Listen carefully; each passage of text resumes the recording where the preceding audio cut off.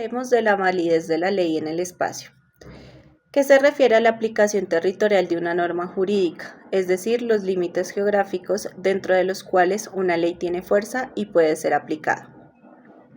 Esta validez de la ley tiene un principio de territorialidad. Este establece que las leyes de un país o jurisdicción se aplican exclusivamente dentro de su propio territorio. Esto significa que las normas jurídicas tienen validez y son obligatorias únicamente dentro de las fronteras de la nación o estado que las promulgó. Un ejemplo sería una ley penal de un país solo puede aplicarse a delitos cometidos dentro de este país. Aunque el principio general es la territorialidad, existen algunas excepciones donde las leyes de un país pueden aplicarse fuera de su territorio. Esto se conoce como extraterritorialidad. Por ejemplo, algunos delitos como el tráfico de drogas o el terrorismo pueden ser perseguidos por un país, incluso si fueron cometidos fuera de su territorio, si afectan sus intereses o seguridad. O otra cuestión podría ser el derecho internacional privado. En ciertos casos, las leyes de un país pueden aplicarse a personas, actos o relaciones jurídicas fuera de su territorio, especialmente en materias de contrato, familia, sucesiones, dependiendo de la conexión con el país de origen de la ley. El derecho internacional privado aborda los conflictos de leyes, es decir, situaciones en las que podrían aplicarse leyes de diferentes países a un mismo caso. Para resolver estos conflictos se utilizan reglas específicas para determinar cuál ley es aplicable en situaciones transfronterizas.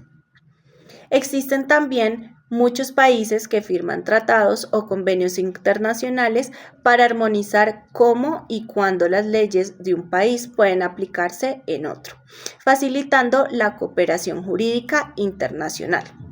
Hay algunos aspectos especiales como las aguas internacionales y el espacio aéreo, en donde las leyes de un país tienen una aplicación limitada en las aguas internacionales y el espacio aéreo. Generalmente se aplican convenios internacionales que regulan estos espacios y cada país puede ejercer jurisdicción sobre su territorio y buques o aeronaves registrados bajo su bandera. Existe también ahora una nueva inclusión que es la del ciberespacio. Con la expansión del ciberespacio, pues las cuestiones sobre la validez de la ley en el espacio virtual se han vuelto más complejas, involucrando problemas jurídicos y aplicación de las leyes nacionales en el Internet. A modo de resumen, la validez de la ley en el espacio define el ámbito geográfico donde una norma jurídica es aplicable. Aunque el principio de territorialidad es predominante, existen excepciones de extraterritorialidad y conflictos de leyes que requieren una cuidadosa consideración, especialmente en el contexto del derecho internacional y las relaciones jurídicas transfronterizas. Ahora hablaremos de la retroactividad de la ley. Es un concepto jurídico que se refiere a la aplicación de una nueva ley a situaciones, hechos o relaciones jurídicas que ocurrieron antes de que dicha ley entrara en vigor. Es decir, se trata de la posibilidad de que una ley tenga efectos sobre actos o situaciones que tuvieron lugar antes de su promulgación. En el ámbito jurídico, la retroactividad de la ley es un principio delicado, ya que puede afectar la seguridad jurídica de las personas, la confianza en el sistema legal y los derechos adquiridos bajo su legislación anterior.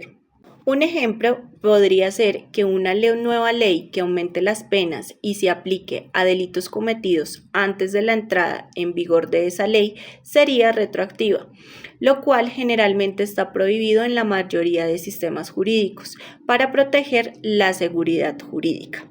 Ahora hablaremos de la retrospectividad de la ley, que se refiere a la aplicación de una nueva ley a situaciones jurídicas en curso o a hechos que comenzaron bajo una ley anterior, pero cuyos efectos se extendieron en el tiempo. La nueva ley regula esos efectos futuros, pero sin afectar los actos consumados bajo la ley anterior.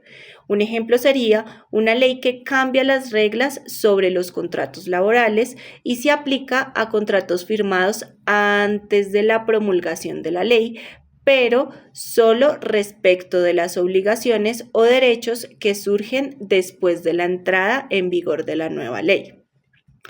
Hay unos principios y consideraciones jurídicas que debemos tener en cuenta con respecto a la retroactividad y la retrospectividad, como son la seguridad jurídica que aborda la retrospectividad puede ser aceptada en algunos sistemas jurídicos porque no afecta los derechos adquiridos bajo la ley anterior de manera retroactiva.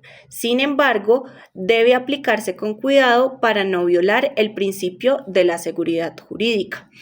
Otro puede ser la protección de los derechos adquiridos. Las leyes retrospectivas, por lo general, no pueden privar a las personas de derechos que ya sean consolidados bajo la legislación anterior. Es decir, deben respetar los derechos jurídicos adquiridos, aunque puedan modificar las reglas para algún futuro. Con respecto a la aplicación jurídica, los jueces deben interpretar la retrospectividad de las leyes con precaución, asegurarse de que no se violen los principios constitucionales o de justicia. Vamos a hablar sobre la ultraactividad de la ley.